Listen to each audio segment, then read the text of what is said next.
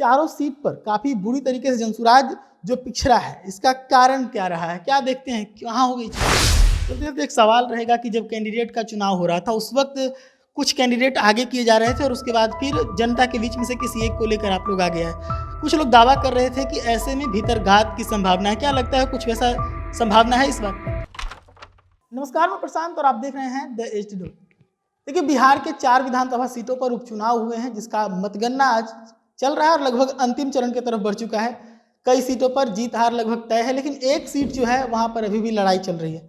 अब ऐसे में मैं आपको बता दूं कि बातचीत करने के लिए हमारे साथ जुड़े हुए हैं जनसुराज के कार्यकारी अध्यक्ष मनोज भारती जी। हम इनसे बातचीत करेंगे और समझेंगे कि चारों सीट पर काफी बुरी तरीके से जनसुराज जो पिछड़ा है, इसका कारण क्या रहा है, क्या देखते हैं, कहाँ हो गई चूक?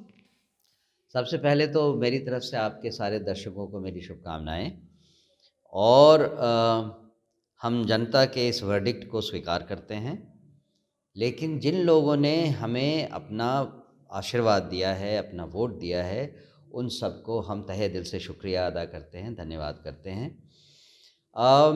सबसे पहले तो नोट करने वाली बात ये है कि टोटल कास्ट वोट का हमें 10% से ज़्यादा वोट शेयर मिला है। एक पार्टी जो 40 दिन पहले बनी थी, उसके लिए 10% से ज़्यादा वोट पाना अपने आप में एक बहुत बड़ी बात है। हमसे चूक हुई, इसमें कोई शक नहीं है, लेकिन उस चूक का हम कोई एक्सप्लेनेशन देने के लिए यहाँ नहीं बैठे हैं। हमसे चूक हुई, हमारा कैलकुलेशन जिस बेसिस पे था वो बेसिस था हमारा हर गांव में, हर परिवार तक, हर घर तक अपना संदेश पहुंचाना। हमने लगभग हर गांव में, हर परिवार को जनसुराज का संदेश दे दिया था। मुझे लगता है कि जनसुराज पार्टी की एंट्री जो देर से हुई, उसके कारण लोग एक्चुअली बंध गए थे, उन्हें समझ में नहीं आया। बाकी दलों के लोग बहुत पहले से मैदान में थे और बहुत सारे गांव में बहुत सारे परिवारों ने उनको अपना वादा दे दिया था कि हम आपको वोट करेंगे।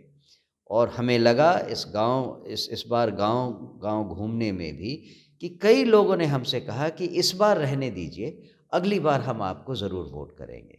मतलब साफ था कि उन्होंने कुछ और लोगों को अपना वादा किया था।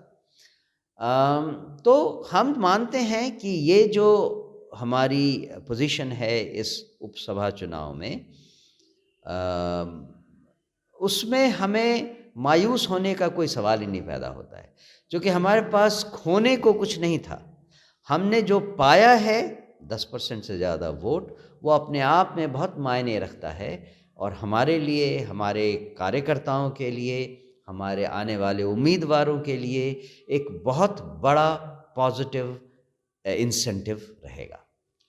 पार्टी एकदम नई है, पहला चुनाव था, उसके बाद मेन चुनाव बिहार का जो होना है 2025 में, क्या लगता है कितना कुछ इससे सीख कर आप उसमें इस्तेमाल करेंगे?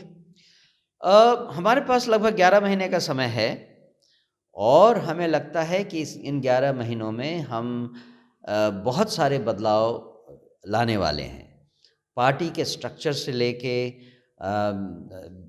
बिहार के गंगा के दक्षिणी भागों में जहाँ हमारे कार्यकर्ता अभी तक तैयार नहीं थे, हमारा ऑर्गेनाइजेशनल स्ट्रक्चर अभी तैयार नहीं था, उन सबों में अब वो कार्यकारिणी समिति बनेगी, सदस्य बनेंगे, अध्यक्ष बनेंगे, चाहे वो ब्लॉक हो, जिला हो, प्रखंड हो, सारे लेवल पे।